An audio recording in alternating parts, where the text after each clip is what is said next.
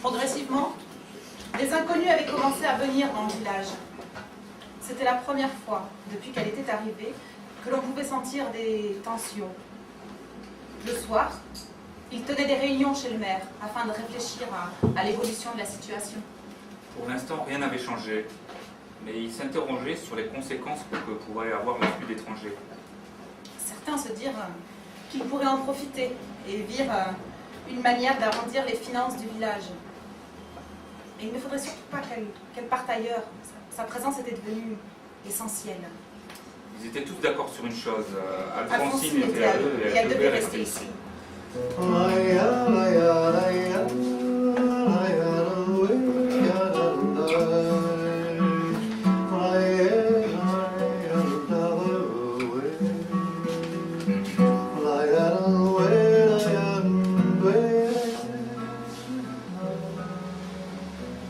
Je me présente. Je m'appelle Auguste Moreau, détective privé. C'est le maire du patelin d'à côté qui m'a dit que je pourrais vous cueillir dans le coin. Faut dire que je suis pas d'ici, hein. Je suis là pour affaires. C'est drôle de rester là au bord de cette rivière, jour après jour. Remarque, vous devez pouvoir vous ennuyer avec toutes ces personnes qui viennent vous voir. Ça ne vous dérange pas au moins.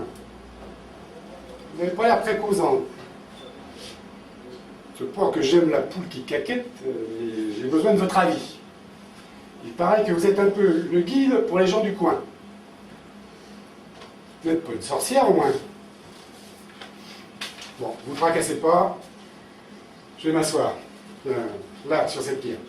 Vous pouvez continuer hein, votre tricot, là, votre laine, allez-y. Hein. Pendant que je cause, ça ne dérange pas. Hein.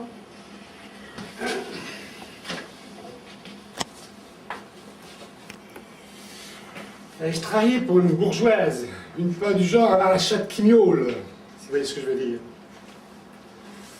Vous la connaissez peut-être. Elle habitait dans le premier village, sur la route principale. Sa maison, c'était la grande bicoque au volet bleu, sur la place de l'église. J'en parle au passé, parce qu'elle n'est plus de ce monde. Mais j'y viens, soyez pas impatiente.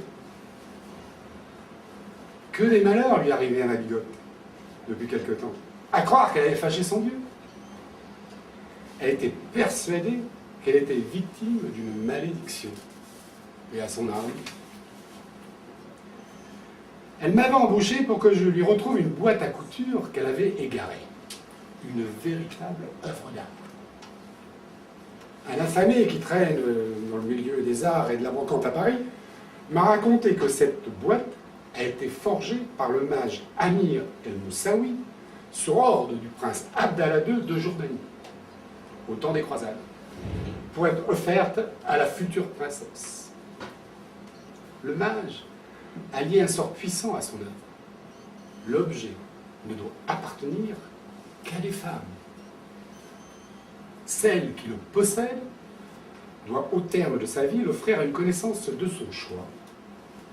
Elle ne doit pas être transmise de mère en fille, et en aucun cas, la chaîne doit être brisée.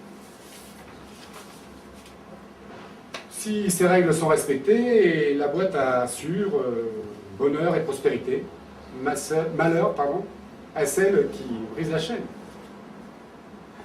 Jusqu'à aujourd'hui, jamais le pacte n'avait été rompu. Il y a 2 semaines, on avait rendez-vous avec Marondière. Je suis allé la voir dans sa maison, et je lui ai raconté tout ce que je savais, tout ce que j'avais découvert. Elle était sous le choc, la pauvre dame. Et la typoque, le lendemain, j'apprends que ma cliente était morte. Comme ça, sans qu'on sache vraiment pourquoi.